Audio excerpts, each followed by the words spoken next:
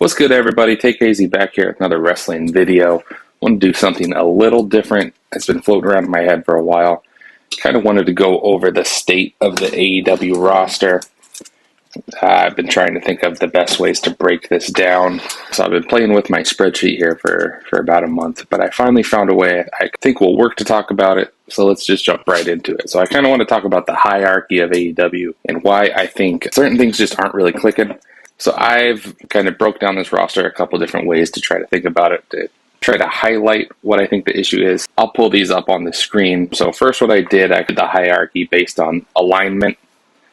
So I have the face alignment or miscellaneous characters because AEW tends to, guys that are kind of stuck in the middle, they can have fodder for the heels. So I stuck them on the face side here. But some of them are more tweeners or change as they need it. So if we look through the singles division, obviously your world champions, Hangman Page. Darby Allin's probably your number 2 face right now that's healthy. Kenny Omega. Then you dip a little bit into the Orange Cassidy, Mark Briscoes, and then you kind of already in the jobber territory at the 6th single guy here with Commander, AR Fox, Jay Lethal, and Angelico. Commander, there's a little bit of a future with here. They started a tag team with him and Hologram. Commander got hurt. As soon as Commander was back, Hologram got hurt. I think those guys may end up a tag team still a little later on. You'll see I have them set up in the tag division. Right now, I have it broken down just with who's healthy. So with Hologram hurt in the entrance section there.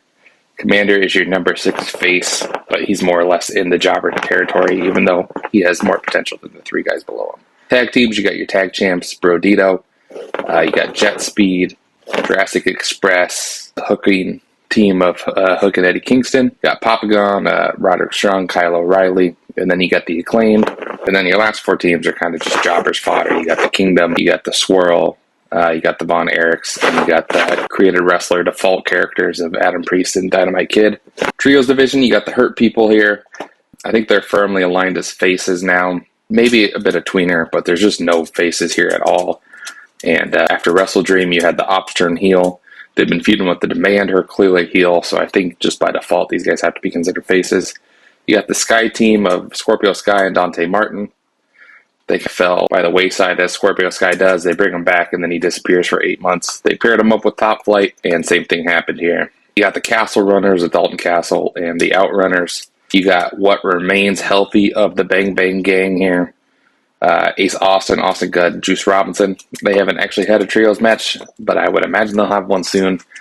You got the Dark Order that'll never die, and then you got 3 workhorsemen. I'm not sure if Beef is still with the company or not. I think he appeared on ROH recently, so I'm keeping him on the roster here for the time being.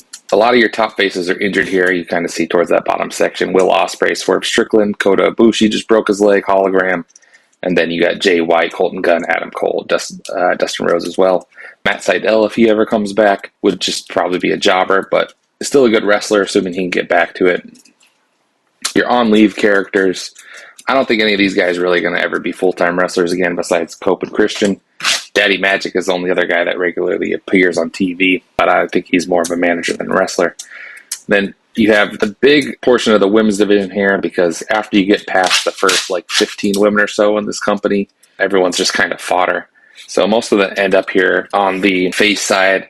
I could have made some of them heel like Nyla Rose or Lady Frost or whatever, but alignment's unclear. Statlander's your world champ right now. Right behind her, you got 4 of the other big 7, because I include Aminata in that group. Tony Storm, Willow, Jamie Hayter, Queen Aminata. And then you got a lot of your good hands right after that. Riho, Alec Windsor, Mina Shirakawa, Harley Cameron, and Karo Shida. Some obviously better hands than others. Mina and Harley are more charisma than wrestling. I should have included Yuka Sakazaki in there as well as Thunder Rosa, who's out hurt. You got Ruby Soho if she ever comes back, and everyone else. Nyla Rose down is basically just jobbers. So then if we move over to the heel side, singles, you got your 2 main event faces, MJF and Moxley. You got the guys right under that, Takeshita, Kyle Fletcher, and Kazuchika Okada, as well as Pac. You got Lee Moriarty, and then you got jobbers Rocky Romero, Kip Sabian here. So I like to align these guys in tag singles or trios just to make it kind of a clean picture. Obviously, a lot of these guys float in between divisions. You don't see too many singles matches with Rocky. I don't think we'll ever see any with Kip Sabian again. But this is just where they fit with Nick Wayne hurt and Trent hurt. Tags, you got the two top tag teams in the company, Young Bucks and FTR. And then it falls off pretty fast there on the heel side. You got the 2 LFI teams. I made them 2 tag teams instead of a single and a trio. Sammy and Roosh, the ROH tag champs. And then Beast Mordos and Dralistico, the 2 animals in the group. Brian Keith and Big Bill are still teaming for now. And then whatever happened to the crew of Leo Rush and Andretti, rounding it out. Heels, you got a big dearth here with the trios.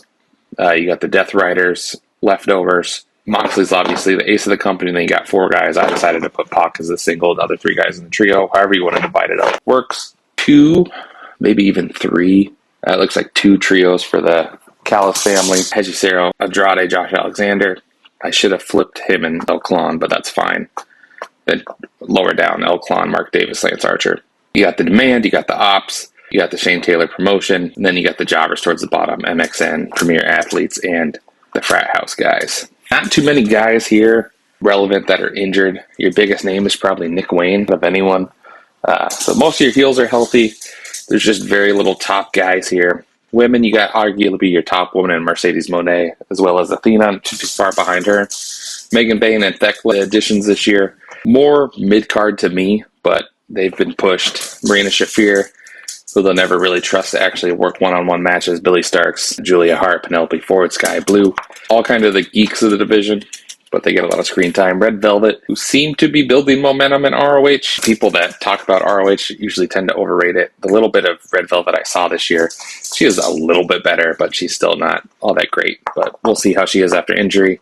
Trisha Dora, Robin Renegade, I'm high on both of them, but they're just never going to get this screen time. Then you got Taya, Diamante, rounded it out. Diamante might even be a face nowadays, but I still have her listed as heel. So then if you move into ranking them all together as a company, it looks like this. I'm not going to talk about this too much because then I have a tier section. We'll go over it in more detail. But big change here is I added the women's tag division, so you can kind of round out that division there instead of just having them all in the singles division. Added in a few injured people and a few on leave people here, just so you can kind of get a feel of what AEW 100% healthy would look like. I think the depth here actually looks pretty decent. You still got some issues, but those injury issues are really glaring when we get into the actual tiers, and that's the main purpose of this video that I wanted to get into. So let's look at those. So then I broke the roster down into what level I think they're at. You can see as a whole here where the dearth of the roster is. I don't think that's necessarily uncommon for wrestling, but I just feel like roster as a whole needs a little bit more balance to really work. Let's talk about the tiers in more detail. So we'll start at the top of the main event tier. Singles division, you got pretty good balance here. I would say you got 3 faces and 2 heels altogether. Hangman, MJF, Moxley, Ospreay, and Swerve. Obviously, the big issue is 2 of these guys are injured, and it's Ospreay and Swerve, leaving Hangman as the only face. MJF is off filming a movie or something right now. Maybe he's just off TV for storyline purposes, but the roster really needs him, so I think he's probably filming. So really, you only got Hangman and Moxley here, and they've obviously been carrying the 2 top singles feuds for the last couple months. Hangman beat Moxley for the belt, and they did the rematch already, so you can't really go back to that. So you're kind of stuck with the only 2 main event singles you got, having to stay apart. The tag division, you only got 2 teams here. The Young Bucks, I don't think FTR really qualify as like main eventers as draws in the same way the Bucks do or any other tag team would, but they're the only 2 established like head honchos of this tag division. So in terms of the tag division, I think they're on equal footing, even though the Bucks, like I said, draw-wise and stuff, are probably at a different level. Main issue here is these teams are both heel, and they both work better as heel. So they really got to bring someone up to that level, I think, to really create some balance in the tag division. I don't have any trios in that main event tier or the tier underneath it, which I think is why those belts struggle so much and why there's such a dearth of guys not mattering. Women, I really only have 2 women at this tier, Mercedes Moné and Toni Storm, but because I think Toni Storm and Mina are going to be the first tag champions, I got them in the tag division. So Mina, not a main event talent, but tagging with Toni Storm, she'll be in a top act in the company. I think if these women's tag titles are going to work at all, there's only one choice, and it's Toni Storm and Mina winning the belt. We'll get the bracket and all that tonight on Dynamite, assuming I get this video up today. So we'll find out. They should be in the tournament. They teased it.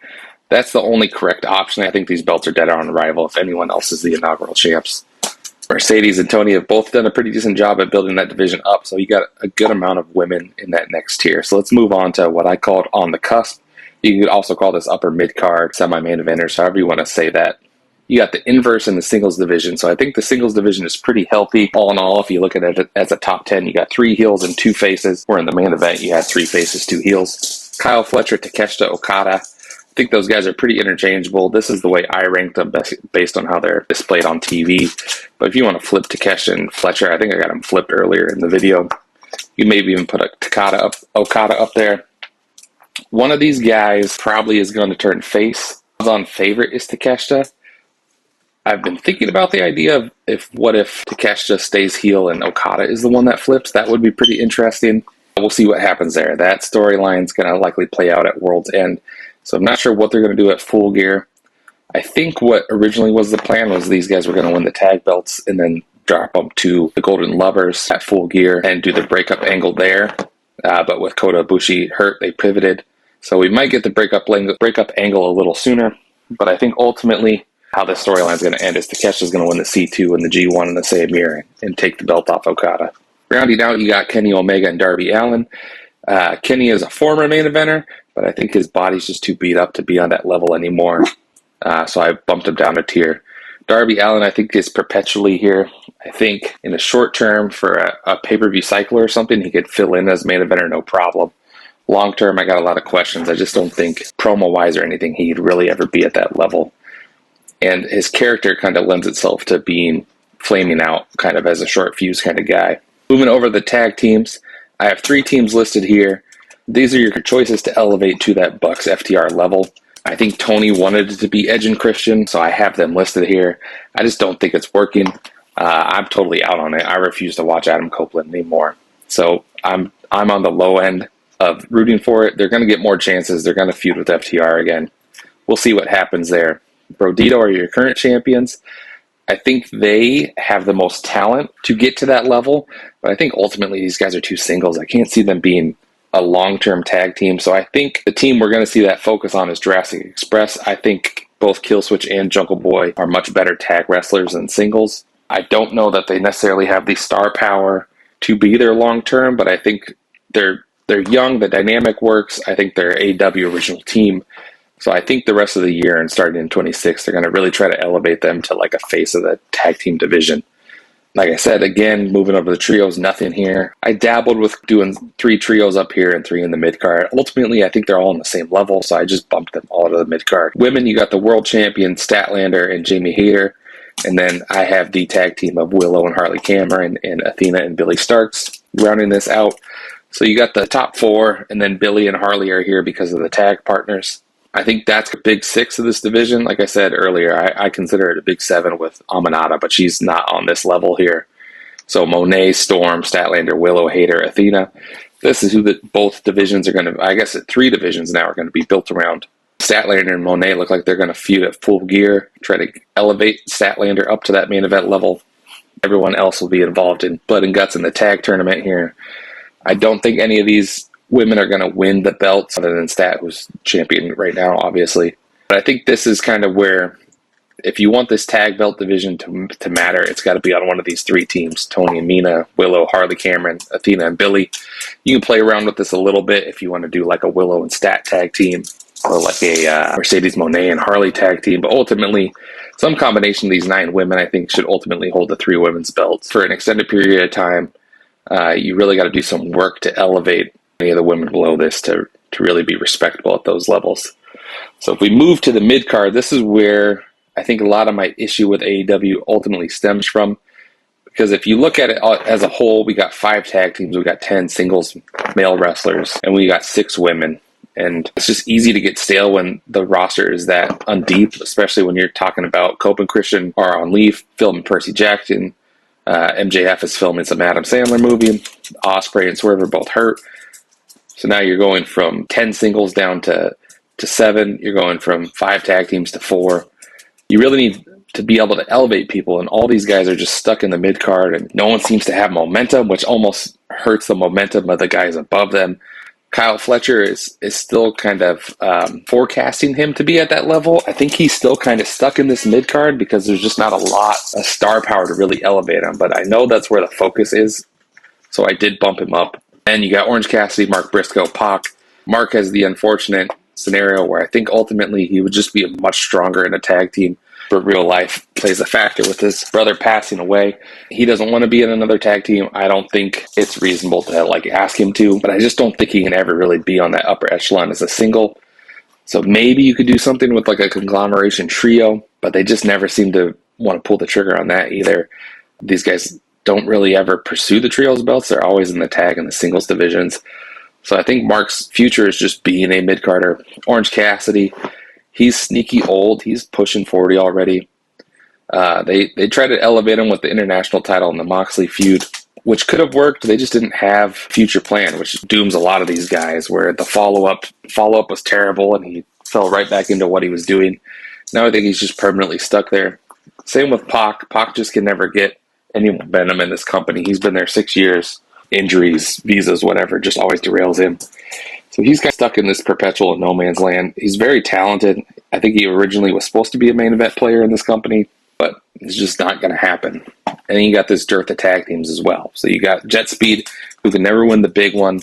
A lot of people are high on Kevin Knight. I don't see the potential quite at that level. I think he's doomed to be a mid-carder no matter what, but he's still young. Mike Bailey is what he is. So I wouldn't mind if they went all in on Jet Speed. Just doesn't seem like it's in the cards. These guys just lose every pay-per-view. They never get any momentum. It's hard to imagine them ever winning the belts. And they're already drifting towards permanently geek territory, despite only being in the company less than a year.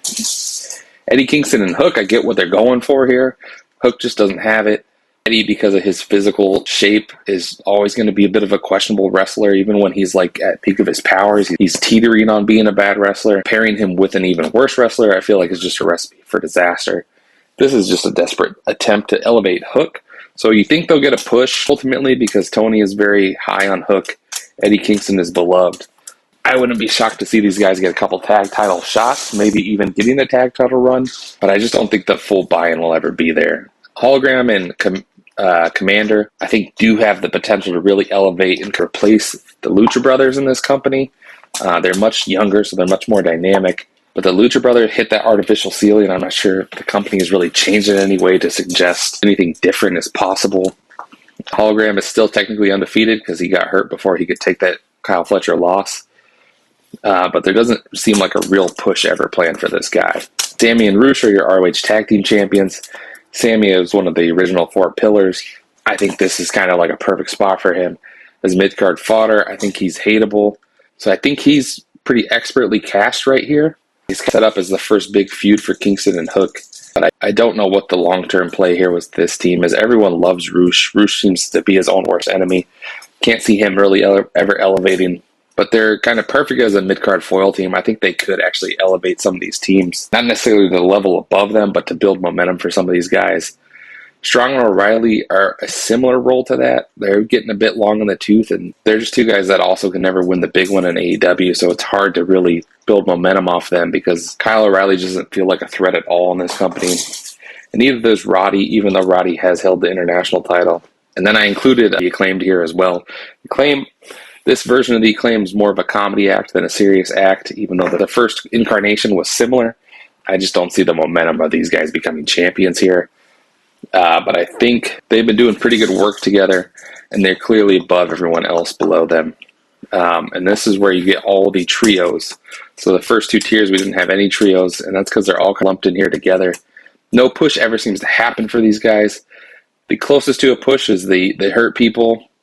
Lashley's still never taken a pin. Who knows if he ever will in this company.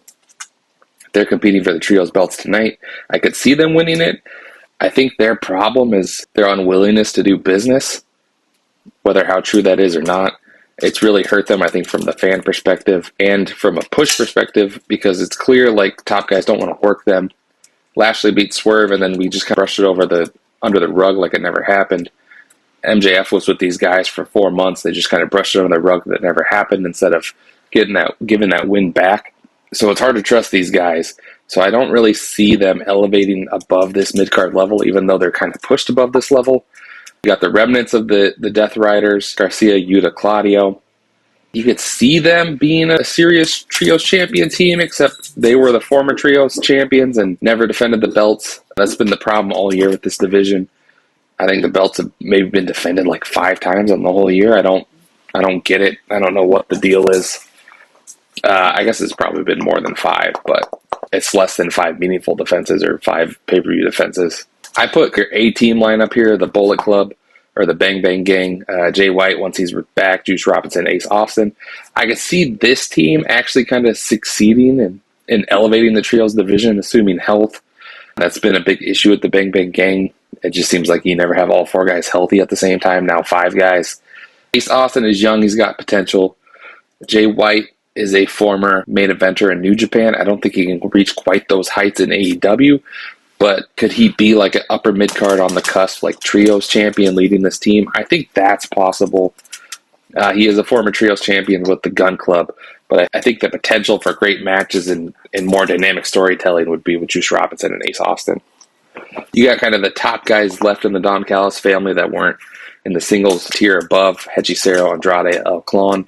I think it makes sense to lift these guys as a trio. I can't imagine anyone else in the Don Callis family ever doing anything as a single.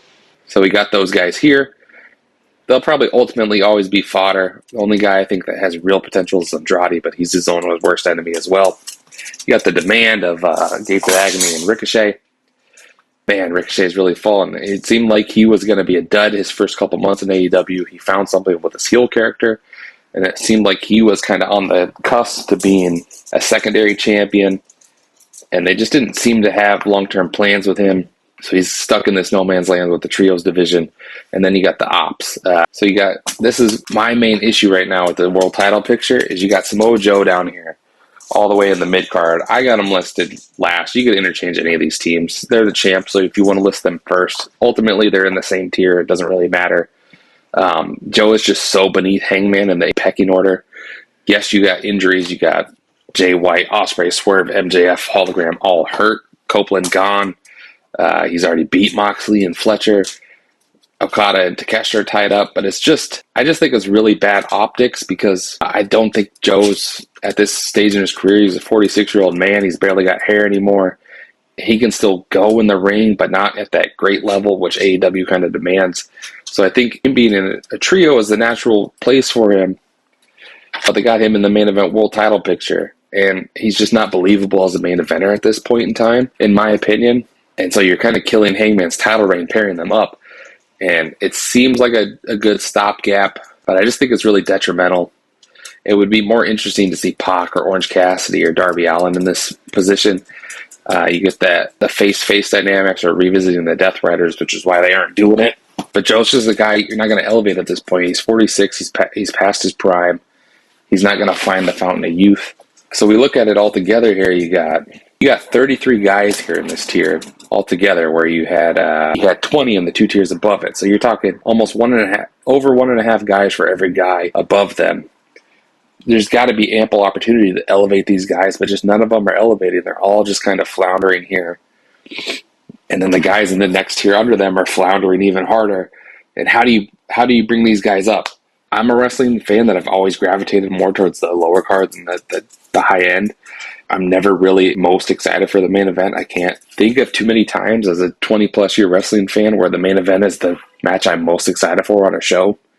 And I think that is why I've lost so much interest in you, is because there's nothing interesting happening in this tier. This is the majority of your roster here in the mid-card. No one's elevating. No one is believable to be elevated. Some of these guys have been stuck down here for so long that they're more geeks than they are potential main eventers. So you look through it. A lot of these guys are older, but some of them are younger. Kevin Knight, you should have a plan for. Hologram, Commander, Hook, they try. And I think that's the big issue, is it's not that they don't have the talent. It's that they identify the wrong guys and push the wrong guys. Wardlow was in this position before he got hurt again. It seemed like they're going to push Wardlow, and you got all these guys that are way more interesting. Do something with Ace Austin, do something with Ricochet, do something with Hobbs, Sammy, Roosh, but the guys they're focused on are Hook and Wardlow and Adam Copeland and MVP and Bobby Lashley. And the fan buy-in just isn't there for those guys, and the guys that would have the fan buy-in just kind of squander for months and years at a time until the fans don't care anymore. And we've just wasted the remaining years of Pac's prime, of Orange Cassidy's prime, and they're still over characters, but I don't think they can get over to that main event level anymore. And I don't even know how you fix it at this point, because we're 6 years into the company. Jay White's one of those names that she talked about pushing as well. And yeah, it's just like there's so much talent in this tier, and nothing is ever happening for any of them. They never have their own story going on. It seems like all four of these Death Riders, I like all four of these guys. They never have anything going on. They're just Moxley's lackeys, you know?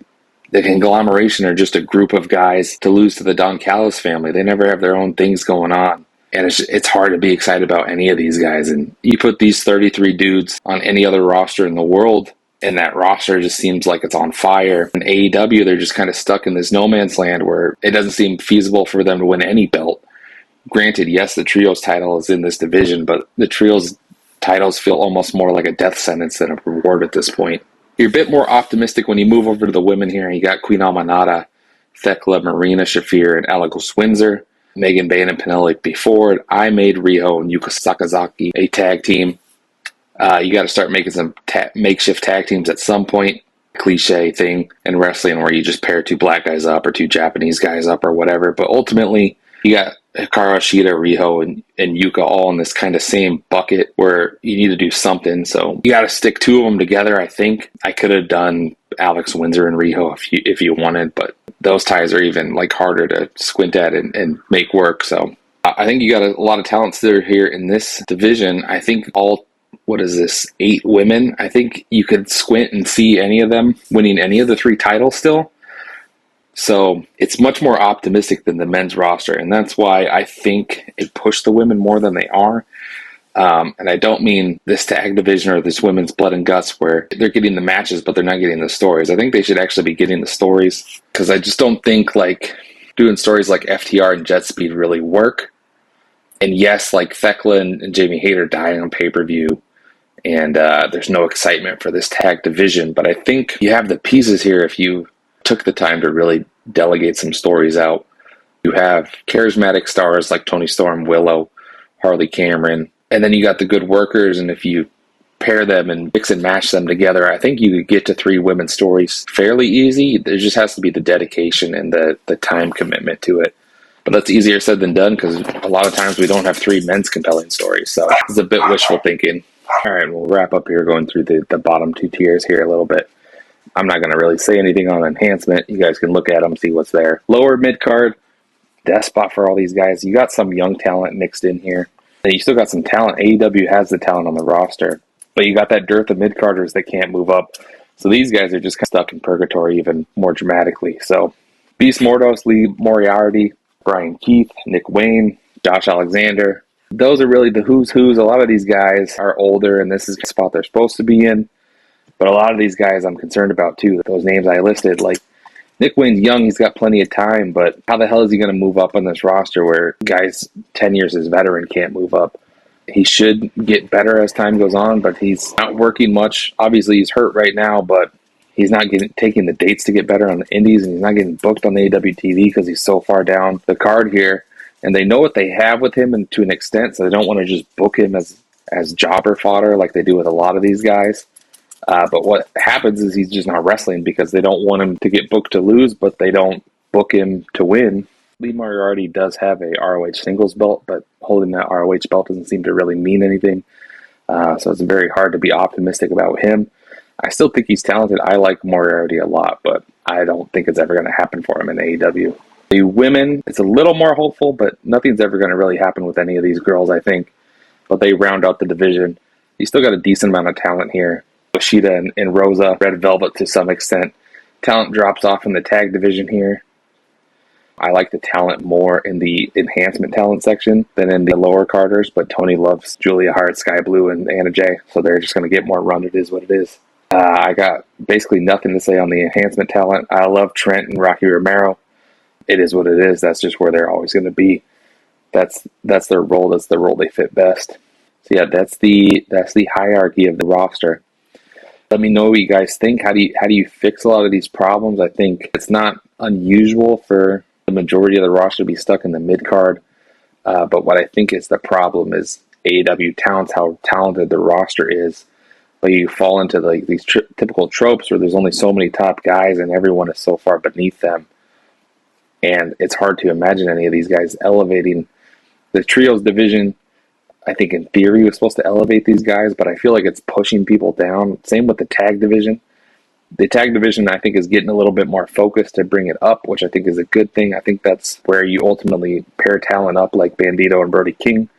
You can elevate those guys without having the singles wins for them. But I think the singles division is also too shallow right now that it's hurting. Like, I think Kyle Fletcher is just treading water because so many of these guys are in the trios and tag division. So maybe if you scrap the trios division altogether, it would help. It would clutter a lot of these ranks up. But maybe you could take a couple more guys seriously in the singles and tag division. I don't know. I don't really know how you fix it, but I like the visualization of it to visualize what my issues and hangups with are with the roster. All right, thanks, guys. Have a good one. Bye.